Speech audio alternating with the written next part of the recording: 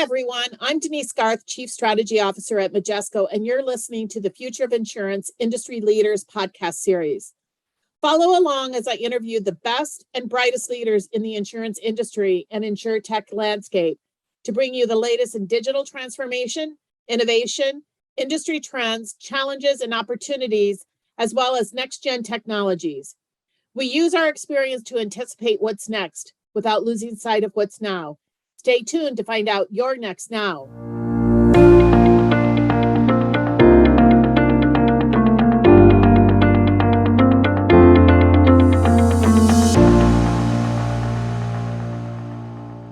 Welcome, everybody. Today's podcast, part of our Future of Insurance Industry Leaders series. I am absolutely thrilled today to have Gail McGiffin. She is the Global Insurance Advisory Lead for EPAM. She's joining us today. Gail, welcome. Thank you. Good to be with you, Denise. Gail, I know you're well known in the industry, but for those that don't know you, do you want to give a little bit of background on yourself? Sure, happy to do that. So I have, over 35 years in insurance, crossing industry and consulting and business and technology from a career standpoint. I actually started my insurance career as a commercial lines underwriter at Chubb. And along the way, had an opportunity to build a lot of products and systems while I was there at 15 years. And then moved to Accenture to build underwriting and product configuration software solutions and learn the business of consulting and build a brand new global practice for underwriting.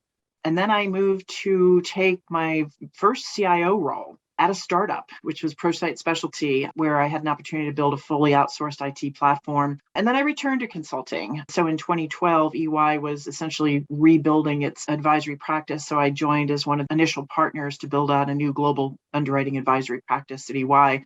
And that this time, unlike Accenture, instead of building software, really teaming with a range of software providers to deliver client solutions.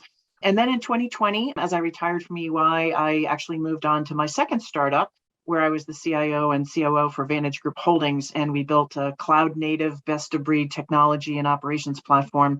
Vantage, which is both a reinsurance and insurance company, one of the class of 2020 startups, and we actually deployed 10 systems in about 8 months. That was a fantastic second startup opportunity. And then just earlier this year, I joined EPAM, wanting to do something quite different. This is a firm that has a deep history of engineering skills and brand, and you name the top consumer and business brands around the globe, and there's a good chance that there's EPAM engineering inside and behind it. And so I'm here to build a brand new global insurance advisory practice, something that has not existed with this engineering firm, and really building on top of those engineering capabilities and brand. We're actually already working with many of the global tier one insurers from an engineering standpoint. So now's the opportunity to bring advisory services. And we are, working with clients and their transformations and distribution and underwriting and claims and finance and cloud and data and digital. So we have a breadth of capability. And I like to think about it as we're entering into an era where with EPAM, we're actually bringing real engineering to both the business and technology sides of the transformation. And it's not just about package system integration, but helping to transform this industry. So I'm very excited about this new role and joining EPAM. It really brings together all of your experiences and background across the different companies that you work for. It's kind of exciting, Gail. Yes, I agree. So one of the things that you mentioned was around underwriting. And we know that particularly for P&C, in particular, P&C underwriting, and even for life, it's at the heart of the insurance business.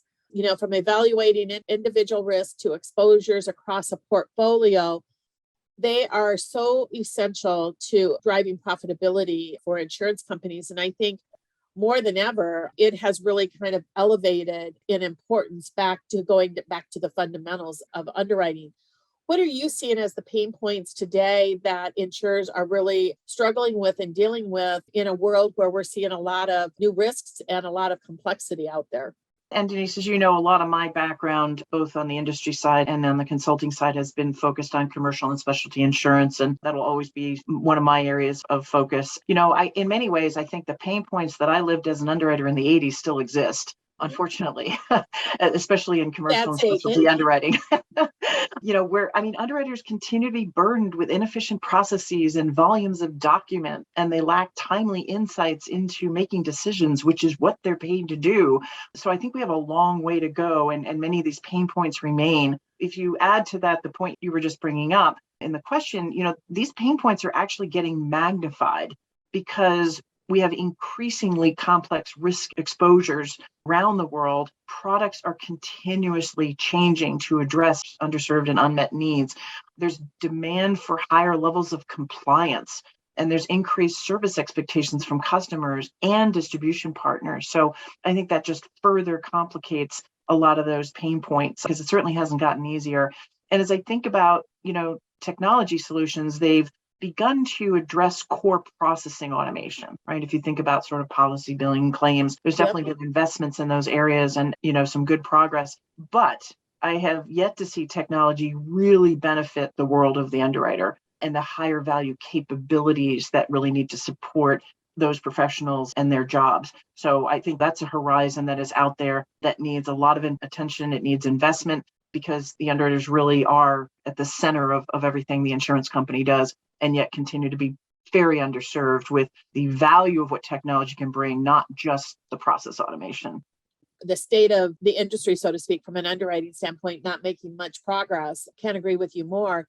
But we are beginning to see an evolution of underwriting where, to your point about moving from manual to an automated process, maybe we automated them with new policy systems, but we really have to go well beyond that into more of kind of what I call next generation underwriting workbenches that does far more than just automation. It really kind of begins to look at data, pulling in new sources of data, getting new insights, new scores, looking at the risk, not just for the individual kind of exposure, but maybe how that reflects into the broader portfolio.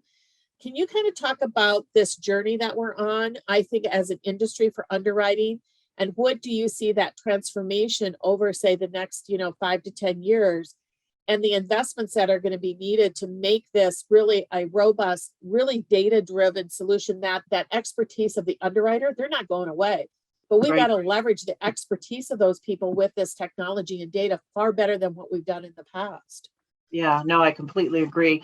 I like to think of underwriting automation as needing to support two very distinct business operating models. And I think that the first one is really around simple risks. And this is where you've seen both in personal lines and smaller, more homogeneous small commercial. You've seen investments around high degrees of automated underwriting, rules-based underwriting, predictive modeling investments. And this is where underwriting organizations are achieving higher levels of straight through of what I think of as no touch or low touch underwriting, because they've invested. It's actually not just the technology. They've actually invested in building sophisticated rules architectures and investing in predictive pricing models and propensity models and things like that. So we've definitely witnessed investments in that area for simple risks. Of course, as you know, with this operating model, it is about exception handling with the underwriter, that it's not just about the automation, with rules technologies, but it is about the sophistication of rules that has to be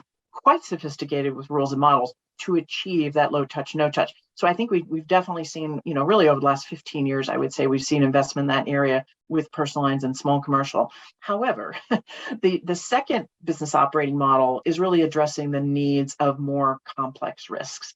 And this is where it's not about the decision going into a rules engine. It's a much more guided approach to automation, where solutions like a robust underwriting workbench really can enable things like rules-based retrieval of information as it's needed, team-based task assignments, right? Inherently middle market, large, specialty commercial. It is about the underwriting team, the underwriters, the assistant underwriters, the technical assistants. That workflow is highly dynamic and very team-oriented. It is about collaborative account referral discussions and bringing expertise in, as well as, referrals for approval for underwriting authority. It is about pre-filled documentation, whether that's for compliance purposes or correspondence and proposal letters. And it is about real-time analytical insights that are supporting the decision process, not automating the outcome of the risk decision and the pricing. And, I think the timing that we're in right now is pretty interesting, right? We've enjoyed hard market conditions in commercial and specialty for a few years now. But inevitably, we will return to a softening market cycle. And I think the coming decade is going to, out of necessity, bring greater focus and investment in the underwriting technology space because the value proposition is clear. And frankly, it may be a market cycle that brings emphasis and a higher focus on investments, but let's be honest, this is the need for underwriting technology to serve the underwriting community clearly transcends market cycles. That is advancing levels of profitable growth, targeting higher margin business, right? That is not just a condition of a market cycle. That's what we do as underwriters, achieving more efficient and compliant underwriting and operations, team behaviors. And I think sustaining and improving loss ratio performance, which of course that is the barometer of market cycles, but bringing to that front line consistent underwriting discipline and selection and pricing, that's getting you sustainable results day in and day out at the front line with your underwriting team. So I see those as transcending market cycles, but I do think that the pressure of, the inevitability of a softening market cycle, in the face of all the complexity we just mentioned is going to be a bit of an additional impetus for greater investment in the underwriting technology space. As I think about it, we go back to the first point we were making that, technology has almost failed underwriting. If you think about where we're standing today and many of those pain points, the technology investments, they've brought automation, but not insight. Technology has helped to standardize processing, but not uniform decision-making. Point solutions have arrived, but not a cohesive underwriting environment. Document-based workflows, but not digitally powered account handling. And that's why I think we have a lot of work ahead of us. That's a really great point. And I think that the other kind of dimension to this kind of evolution is really the access and the explosion to data and new sources of data, particularly when I think about a lot of these complex risks out there in the continuing kind of evolution of risk. When I think about climate change as an example, or other types of political risks that's kind of happening, that whether it's in different geos, not necessarily from a war standpoint, but just different political risks, all those things kind of combined are creating a whole different level of looking at risk differently, and data is going to be so important. So that's one of the areas that I know you and I have talked about this for years, Gail, is that how do insurers really need to rethink their data sources? How do they need to rethink how they use data and innovate with it and provide value? And while AI and machine learning are the buzz topics of the industry right now, there's some real work being done and some real value being done, leveraging new sources of data and applying AI and machine learning. Where do you see the value and innovation kind of happening in the industry? I actually think the world of data is going to be the area that we will see the greatest change for underwriting. Because we're talking, so far a lot about technology and automation, but I actually think data and what we do moving forward with data is going to unlock the potential of how, the future of underwriting. We're certainly seeing increased data access, more sources, more availability. We're seeing higher levels of digitization. I think we're at the beginning of that, but we are seeing it. And certainly there's technology investments happening there with things like digital ingestion. And we're also seeing emerging sources of data. Some of it's coming from some of the newer technologies, which are in and of themselves producing new sources of sensor data, for example, or location intelligence. But we also need to better equip the underwriter to leverage the data in the right way at the right time, or it really is never going to bring the promise of the insight that we know is desperately needed. I want to emphasize that point about leveraging data the right way at the right time, because it isn't just about bombarding underwriters with more data. A couple of the paradigms I think need to change. We typically think of data needs according to traditional transactional processing steps at submission, at the time of endorsement, at the time of renewal. We need to start thinking of data and analytics as more of an applied science in a continuum. This means designing the architecture of decision-making across the underwriting lifecycle. Some data is needed at a point in time. Other data actually drives continual insights. So that's what I mean by the architecture of decision-making, is really understanding not just the footprint, but the behavior of how data as it's aggregated and triangulated contributes to decision-making. What I think is both promising and exciting about this is that we have a lot of powerful technologies already here that can enable these capabilities. We're early stages in the insurance industry of leveraging machine learning to identify meaningful patterns of data behavior. I think artificial intelligence in many ways is in its infancy. We have so far is its natural language processing and its chatbots. That's great. I think we have a lot more that AI is going to deliver over time. But I think that we'll be looking for AI to mature and actually integrate with other rules technologies that are supporting a range. And again, in the world of underwriting, it will be a range of both statistically oriented and heuristic rule methods. And so I don't think of AI in isolation. I think of it in the decision architecture as one of the technologies, along with machine learning and other rules-based technologies that are enabling that decision architecture. One thing that we're doing a lot of work with at EPAM is really in the space of event architectures. The other area of technology, and I think this is one of the most important advancements, and it's an area we're working on quite a bit with clients at EPAM, is this introduction of event architectures.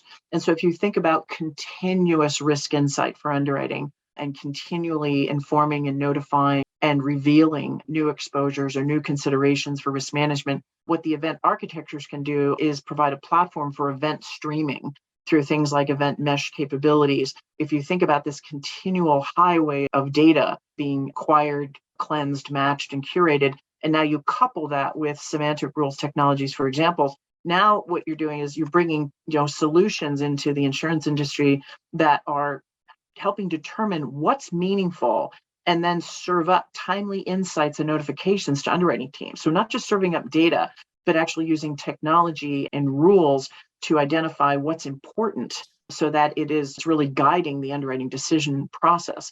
I like to think that even that blockchain is going to continue to have a role that we're going to see bring greater value in the industry. Maybe it becomes the trust-based data delivery chassis that enables single sourcing of customer location data. So I think that, these technologies that are here today are really going to help us unleash the power of data as it needs to become insight in the decision architecture. And I think underwriting will stand to gain the most within the enterprise. Think about the possibilities of modeling and simulation becoming almost instantaneous in the risk assessment, pricing, and account servicing that underwriters perform. This is just, again, an area we're very focused on at EPAM, that we're powering the data-driven enterprise, as we like to think about it, with these capabilities. And again, these are engineered solutions. When we think about engineering the future of underwriting, we'll be very much, bringing the combination of technologies and new approaches to the architecture of decision making and really engineering solutions around that are supporting underwriting and guiding decision processing. And really, this approach underpins all of our offerings across the value chain at EPAM with the insurance industry.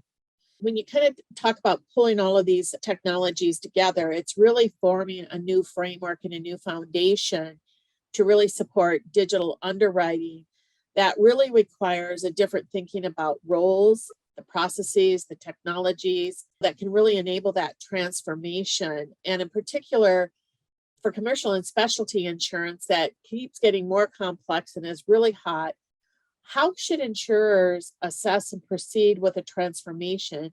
And how can they create sustainable advantage? And how does innovation kind of fit into that? I know it's a word that everybody uses, but I do think you have to think differently, and you've got to really kind of redefine things differently than how we've done it for the last 20 years. Gail, what do you think? Yeah, no, I completely agree with that. And, it's interesting. I think that personal lines insurance is going to largely continue to be about consumerism, user experience, and scale. I think commercial and specialty, I completely agree with you. It is going to continue to increase in complexity and underserved risk transfer and risk management needs. So as I think about what is differentiating in commercial and specialty insurance and opportunities for innovation, I really think it comes down to expertise, creative problem solving, tailored products, integrated account servicing, and trusted relationships. If I were just to distill it into those elements of how we should think about innovation and differentiation. And then, of course, how does digital transformation enable what that looks like in the future within the insurance company? Sometimes when I hear the term digital transformation, I hear people talking about as changing, the UX or UI for Yeah. customers to interact with. I know you hear that as well. So how can we interact differently, faster, and be Google-like or Amazon-like? Or by contrast, I hear about it as a long, drawn-out journey to replace technologies, especially for insurers and reinsurers that are encumbered with legacy systems, unrationalized acquisitions, and they're in heavily regulated markets. I actually think there's an opportunity to also think about digital transformation in a more agile way. It's not one or the other. I think it's an opportunity to create a greenfield operation, to think of innovation as a platform for experimentation, or maybe there's more parallel than linear approaches to addressing both the foundational needs of digitizing your underwriting environment, for example, but also innovation simultaneously. You don't have to do the foundational things first to get to innovation, right? You can be doing these things in parallel. There's no question there's interdependencies over time, but I think we can advance both innovation agendas, addressing the digital transformation of core foundational data and technology needs, but at the same time, finding greenfield and experimentation opportunities to advance digital capabilities, faster, better insights for underwriting and things like that. This is hard to do, but that's how I like to think about digital transformation. These are really, sort of two speeds that you're going after, but you're going after them in parallel so that you are advancing overall innovation aspects of your transformation. As we work with our EPAM clients to define and execute their digital transformation, we always take a capability-led approach to defining the target state operating model and solutions. And we like to explore this optionality to advance across the spectrum of transformative, disruptive, innovative, and experiential change, right? People define transformation differently. In a lot of cases, it is all about systems, but we like to think about it as not just the technology. And as we talked about, the new role of data and the architecture of decision-making, but also, that there is a spectrum of approaching digital transformation. And some of it is transformative. Some of it may be disruptive, some of it could be innovative. And then some of it, hopefully along the way will be experiential. So we like to think about optionality to be, really going after the transformation across sort of multiple dimensions, if you will, to get some near-term wins as well as that longer-term, I'll say comprehensive transformation that, everyone is pursuing. That's how I like to think about it. Yeah. When I think about your background and all the experiences and the wide array of companies that you've worked with, I'd like you to give kind of your perspective of how do you see the future of insurance in the next 3 to 5 years? What is that vision of not just underwriting, but what is the vision of what an underwriter, a broker, and a customer view? But more importantly, when you kind of think about that future and those visions, what are the 1 to 2 areas that you think insurers should begin to prioritize now? Because none of this is a silver bullet. It takes time, it takes vision, it takes execution, it takes resources. And it takes perseverance, really, quite frankly, to kind of get through it. And so what should insurers really kind of focus on and prioritize in the short term here? I think I will always believe that the future of underwriting and the underwriting career is going to be multifaceted, hopefully more tech-enabled, insight-rich than the way I started in my career. But I absolutely believe it's multifaceted, at least for commercial and specialty. And underwriters are going to have to balance the major levers of the insurance enterprise: growth, loss ratio, and expense ratio. They have to, keep all those balls in the air, so to speak. At the same time, they have to excel at, multidimensional demands of that role being central to the insurance business. And that is consultative selling. It is data-driven decisioning. It is product and service innovation, and it's team-based account servicing and relationship management. And I don't think those elements change in the future for underwriting. I just like to think that they get much more enabled so that we are, skilling up the underwriter career and the underwriting teams as part of it and achieving sustainable outcomes that actually cross market cycles. That's my hope of what the future is, and the importance of keeping in mind that it is a multifaceted role. As I think about sort of the areas of change that underwriting is going to face in the next few years, there's a couple of things that come to mind. I think the spectrum of risk transfer and risk management will continue to morph with the advent of things like IoT, creating opportunities for embedded insurance due to more quantifiable risk.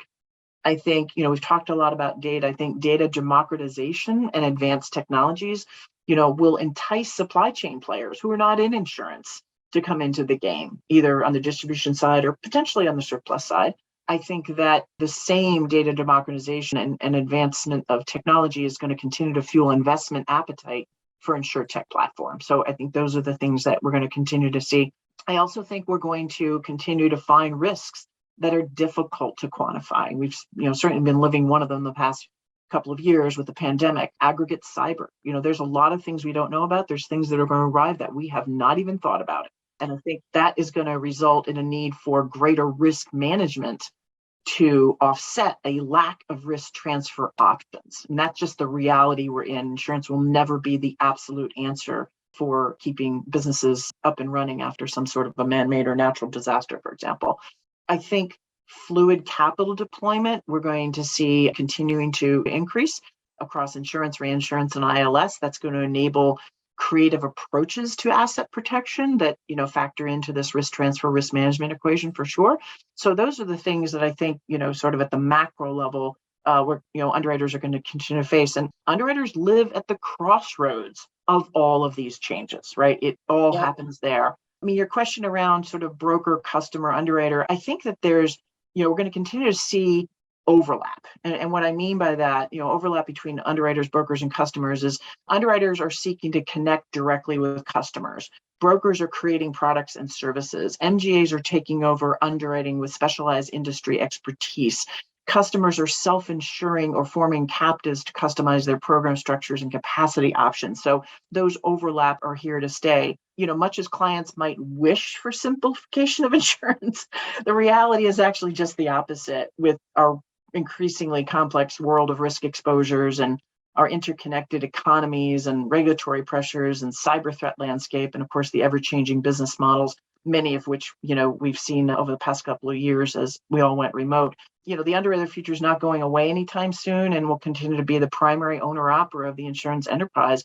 And as I think about the couple of focus areas with that as a backdrop, I do think that unleashing the power of continual insight in the underwriting, decision architecture should be a significant area of focus. If you think about what underwriters are paid to do day in and day out, and how can we help them be better, faster, and resilient across market cycles, I would certainly put that one at the top of the list. As I think about the generations of underwriters and the fact that there's 4 generations easily within any insurance enterprise, I think growing that next generation of underwriting talent is hugely important. And the way they learn and the way they're supported must be quite different than certainly, how I started my career many, many years ago. So I think focusing on how, codifying intellectual wisdom and the art form of underwriting into, and how can technology help that? So you're not only helping today's process, you're actually codifying that institutional wisdom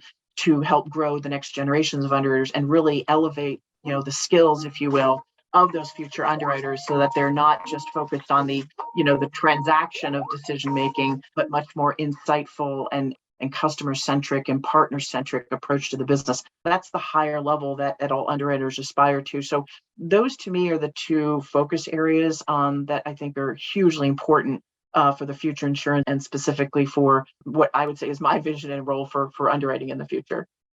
That's great. Kind of wrap this all up. I always love to ask everybody, what's one word to describe the future of insurance and what would it be? So for Gail, what's your word and why? Well, I'm going to take the liberty of coming up with 2 words. That's okay. I think after 35 years, I can buy an extra word. The 2 that come to mind to me, Denise, are resilient and adaptive. And I like those words quite a bit when I think about the insurance industry. But I also think that we're in a never-ending quest for improving the public perception of the social and economic value of insurance. And I think the cool factor will always be elusive to this industry. As I think about, the future, particularly the future of underwriting, I do think that underwriters will play a central role in that quest for raising the, level of importance and value that insurance brings to our social lives. And it's a noble profession, right? So how I think about my history of the industry, and certainly going forward, I would hope that would still be the case. But I don't think we're done really elevating the importance of how insurance is really serving the world at large. So I'll leave you with that final point. I love that because I think to your point that you were implying there, change is going to be a constant and it's going to continue at the pace that it's going. And so I think resilience, being adaptive are absolutely crucial. Couldn't agree more, Gail. Want to thank you, Gail, once again for your insights, for your leadership in the industry. We love working with you. And I think EPAM has some real opportunity in this industry with that engineering kind of focus. In light of everything that we talked about, it really has the opportunity to unlock a lot of potential for the industry going forward. So thanks for your time today, Gail, and we look forward to talking again soon. Thank you, Denise. I appreciate it. That's it for this week's episode of Future of Insurance Industry Leaders podcast. Subscribe to our market-leading podcast series available wherever you get your podcast from. Thank you for listening and be sure to tune in the next time.